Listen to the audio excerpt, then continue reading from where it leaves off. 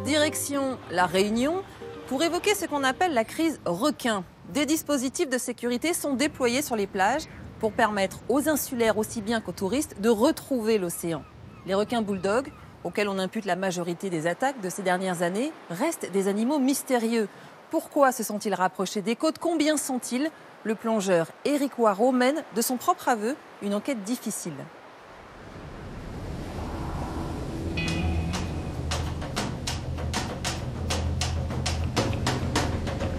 La Réunion, c'est une montagne dans la mer. Un volcan qui plonge dans l'océan Indien. Ces reliefs sous-marins particuliers ont donné naissance à des spots de surf célèbres dans le monde entier.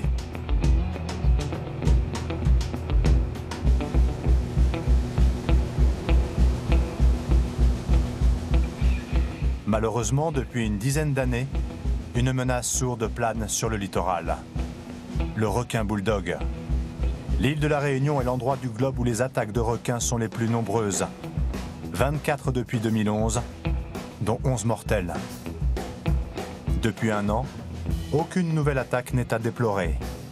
Mais les questions se bousculent. Pourquoi les requins sont-ils si agressifs ici? Combien sont-ils? Et comment les arrêter? Éric Waraud tente d'apporter des réponses. Quand on m'appelle, je serai prévenu. Bonjour. On sera 5 personnes à bord, direction Baie de Saint-Paul. Retour prévu vers midi.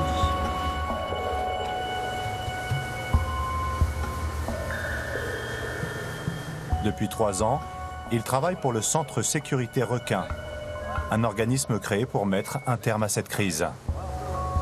La crise requin, elle est multifactorielle. Et si on avait compris, on aurait déjà la solution. Pas super clair là. Hein?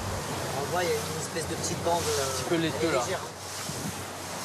Ok, on va poser la brousse par là. On a 16 mètres de fond. On va dériver un peu. Pour mieux se protéger des attaques, Éric étudie le comportement de l'animal. Ça, c'est notre système de caméra appâtée, donc qui nous permet d'avoir une durée d'observation entre 4 et 8 heures. On sait que ça marche. On sait qu'un requin qui est dans la zone, quoi qu'il arrive, passera devant notre caméra. Donc un bulldog est un requin assez difficile à voir sous l'eau. C'est un animal qui est assez furtif, qui aime bien les eaux troubles, assez opportuniste, qui peut avoir une attaque foudroyante. Voilà. Donc là, on n'a pas attaque de la sardine. Ça va nous faire un petit côté attractif pendant 2-3 heures. Pas qu'on ait trop. 18,3. Ok, si on a 20. Et le tour. On va aller checker en apnée. Je vais aller faire une petite plongée dessus. Juste regarder si elle est bien posée. Éric plonge en apnée dans une eau trouble. Un terrain de chasse idéal pour le requin bulldog.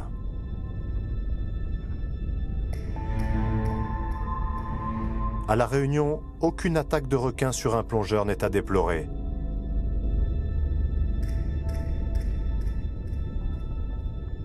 Quand je me mets à l'eau, non, je pense pas du tout au risque requin. Je fais ce que j'ai à faire dans l'eau. Et non, je sais pas, cette psychose du requin, elle n'est pas en moi. C'est pas arrivé à moi, non.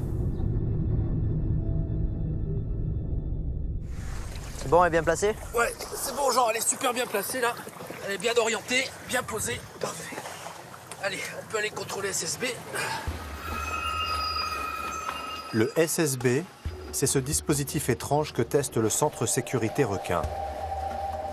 Un champ électromagnétique qui, une fois disposé en barrière, pourrait repousser les squales au-delà des zones d'activité nautique.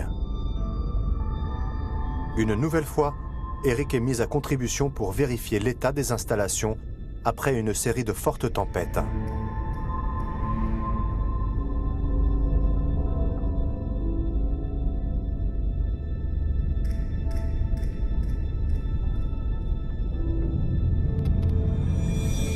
Pour l'instant, malgré les appâts, aucun requin n'a pu franchir cette enceinte. Tout ce qui se fait dans le monde est testé ici. L'île de la Réunion est devenue un laboratoire pour la lutte contre les attaques de requins. Le dispositif là, comment c'est, ça tient? Ouais, parfait, il n'y a rien qu'à bouger là. On va pouvoir commencer la phase test avec le sonar. Ok, super. On a vraiment du mal à les observer, hein. Donc on va passer sur une deuxième phase où on va tester un sonar en plus des caméras qui vont nous permettre donc d'évaluer les possibles présences de requins la nuit. Au centre, Eric passe des heures à scruter la présence de requins sur les enregistrements. Là, on a un requin marteau à licorne. Donc là, celui-là est très agressif. Là, sur le... On sent qu'il est en chasse. Hein. Il est un petit peu... Voilà. Sur un autre fond, un peu plus rocailleux cette fois. Presque 500 heures d'images en moins d'1 an.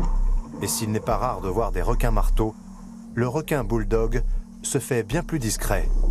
Alors oui, on a des images de bulldog, voilà, très furtif, dans de l'eau assez sale. Là, on voit vraiment, on reconnaît bien le milieu du requin bulldog, voilà, de l'eau saumâtre et hop, un petit passage furtif.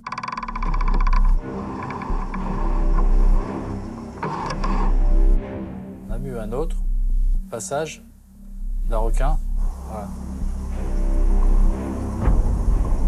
C'est très très difficile à observer. Depuis le mois de novembre, on a 3 observations. C'est un requin très très méfiant. C'est quand même une particularité quand même de ce requin qui ne rend pas les études faciles. On n'a aucune notion de la population de requins bulldog à La Réunion. Aucune. Donc voilà, donc on a une mâchoire ici de requin bulldog. On voit bien la différence. Hein. Pour un requin de même taille, un requin tigre de même taille. Hein. Le requin tigre faisait 2,70 m et le requin bulldog 2,80 m. On voit quand même une différence impressionnante, beaucoup moins puissante, hein, la mâchoire du requin tigre. Donc requin bulldog vraiment un animal assez redoutable, quoi. Voilà. Beaucoup plus redoutable que le requin tigre en tout cas. Et on avance, comme on dit en créole, tipa tipa. On avance, voilà, tilampe tilampe. On va y arriver, quoi. Voilà, on va y arriver. Et le but, c'est que justement, que l'océan redevienne accessible à tous, en toute sécurité. D'ici quelques mois, Eric aura analysé l'ensemble des données recueillies sous la mer. Il pourra alors déterminer si, oui ou non, son système anti-requin est viable, et ainsi le développer éventuellement sur les plages de l'île. Car si aucune attaque de requin n'a été recensée en 2020, la crainte du squale est toujours aussi présente. Seuls quelques bouts de plage sont ouverts à la baignade, sécurisés par des filets infranchissables.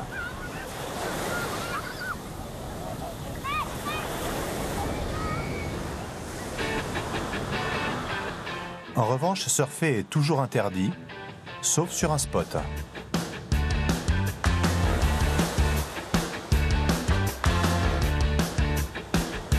L'endroit est étroitement surveillé par des hommes grenouilles munis de fusils sous-marins, par des scooters des mers et des embarcations.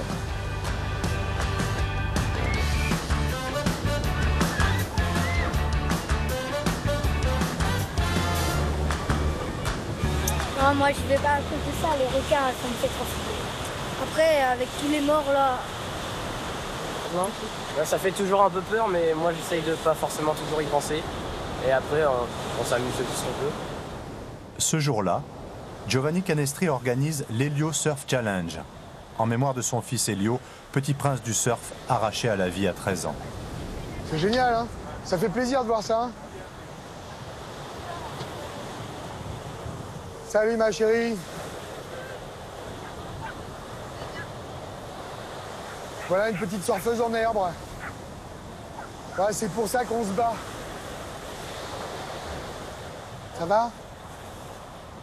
C'est génial, hein? Quand ça se passe bien comme ça.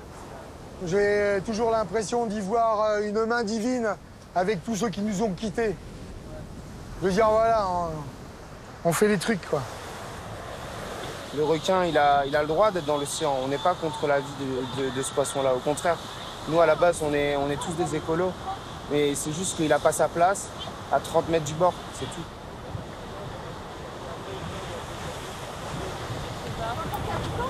Ouais, ça fait longtemps qu'il y a beaucoup ici.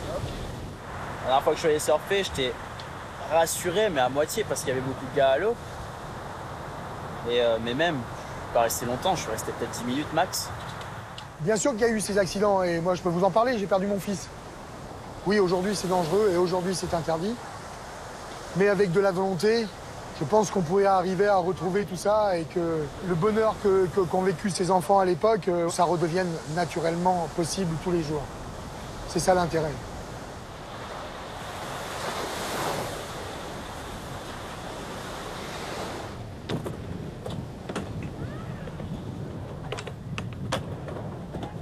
En attendant que la mer redevienne un endroit accueillant, les jeunes surfeurs ont trouvé une autre manière d'utiliser leurs planches.